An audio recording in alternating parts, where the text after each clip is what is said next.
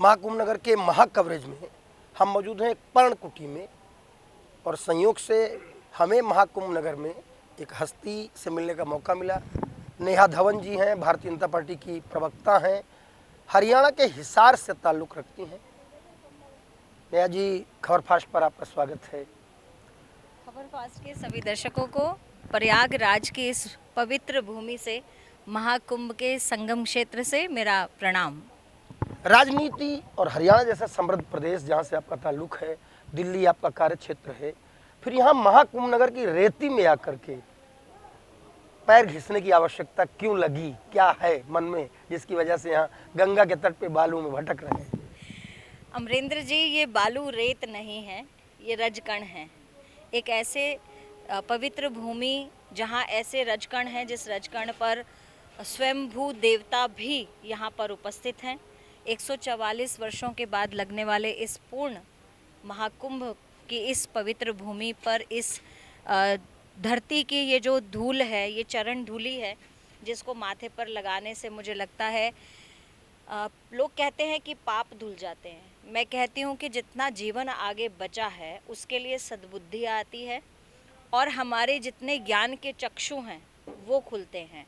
यहाँ पर इतने अभूतपूर्व अद्वितीय संतों का समागम हुआ है, उनकी चरण धूलि को अगर हम अपने माथे पर स्वीकार करते हैं तो मुझे लगता है कि जो ज्ञान, जो अध्यात्म, जो परमात्मा से मिलन का रास्ता और ना जाने कितनी तरह के भाव हम नॉर्मल ज़िंदगी में दिन भर की जो रोज़मर्रा की जो दिनचर्या है हमारी, उसमें हम कितनी बार जो है वो वेग में आते हैं, कितनी बार हम लो महसूस करते हैं, कॉन्फिडेंस कम होता है, कुछ अच्छा नहीं लगता है और कभी बहुत खुश होते हैं।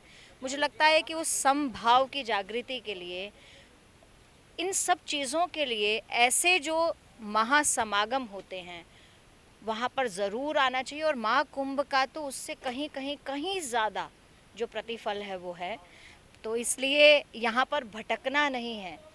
मुझे लगता है कि this is the only the last destination where we have to come.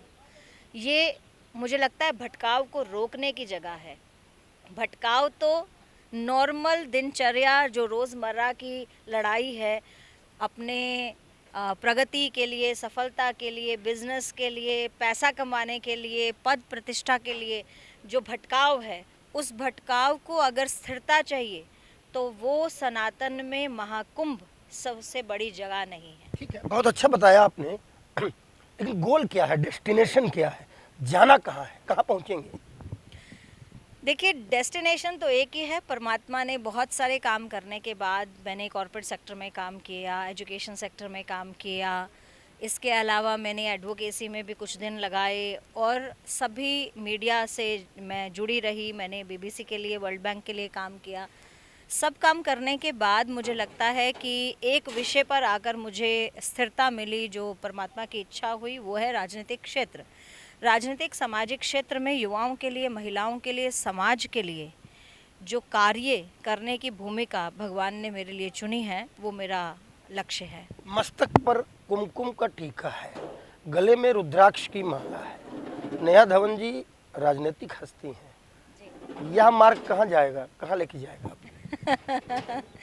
ये एक मुझे लगता है कि जब हम यहाँ हैं और क्योंकि बहुत संतों से मिलना होता है, तो एक हमारे जो स्वामी जी हैं सहजानाथ जी, जिन्होंने यहाँ पर बहुत बड़े 52 x 52 फीट के महामृत्युंजय यंत्र की स्थापना की है, उन स्वामी जी के सानिध्य में ये उन्होंने पहनाया था, तो तब से ये महाकुंभ की यात्रा में मेरे साथ है। और कुमकुम का टीका तो मुझे लगता है, कहते हैं शास्त्रों में भी लिखा है कि भाग्यशाली लोग होते हैं, परमात्मा के बहुत नज़दीक लोग होते हैं जो माथे पर कुमकुम को धारण करते हैं। तो मुझे लगता है कि यहाँ पर रहते हुए भी अगर हम रुद्राक्ष की माला नहीं पहने, यहाँ पर रहते हुए भी अगर हम माथे पर टीका नहीं लगाएं, तो यहाँ आने का कोई औचित्य नहीं है। किसी ने हमसे महाकुंभ में पहले बोला कि ये पश्चाताप का पर्व है, फिर किसी ने मुझसे बोला कि यह पुण्योदय का पर्व है। मुझसे उन्होंने ये भी कहा कि अमरेंद्र, तुम ये मत समझो कि तुम यहाँ अपनी मर्जी से आए हो। उन्होंने कहा तुम्हारे कई जन्मों के पुण्य उदय हुए होंगे, तब तुम्हें यहाँ प्रवास करके रिपोर्टिंग का मौका मिल रहा। आप भी मानती हैं ऐसा कुछ? 100% अमरिंदर जी, आपने जो कहा लास्ट में वो उसमें संदेह ही नहीं है। ये भाग्य उदय का पर्व है। जो भाग्यशाली पहले से होगा वो यहाँ पहुँचेगा। यहाँ पहुँचने के बाद यहाँ की रजकण माथे पर लगाने के बाद त्रिवेणी संगम में गंगा मैया, यमुना मैया, सरस्वती मैया के स्नान की डुबकी लगाने के बाद, संतों से मिलने के बाद, आशीर्वाद लेने के बाद आपका जो आगे का समय है उसका भाग्य उदय लेने का समय है। इसमें कोई संदेह नहीं है।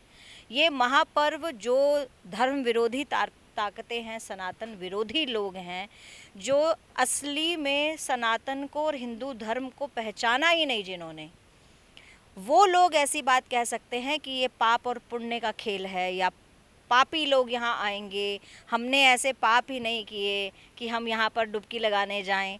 ये तो मुझे लगता है कि महाज्ञानी, अहंकारी और अभाग्यशाली लोग हैं। आपका इशारा चंद्रशेखर रावण की तरफ है, बिल्कुल। लेकिन एक है जो यहाँ डुबकी लगा के गए, फिर भी क्रिटिक कर रहे हैं, फिर भी आलोचना कर रहे हैं, उनके बारे में क्या कहेंगे? देखिए, अगर वो डुबकी नहीं लगाएंगे तो उनके इधर के वोट खराब होंगे। वो डुबकी लगाना एक डर था ताकि जो कुछ वोट इधर के हैं वो बने रहें। दूसरा तो टोपी के साथ उनके साथ आते ही हैं ना, वो तो टोपी पहनने से आ जाते हैं, यहाँ डुबकी लगाने से आ जाएंगे। तो ये दोनों पक्षों के वोटों को साधने का जो तरीका है वो है। लेकिन यहाँ डुबकी लगाने के बाद भी अगर आप विरोध कर रहे हैं तो आप सनातनी नहीं है, केवल वोट के लिए यहाँ पर आए। मतलब आपका इशारा कि पूर्वांचल के यादव नाराज हो जाते कि तू अगर संगम ना नाइबू तो तोके वोट ना देवे।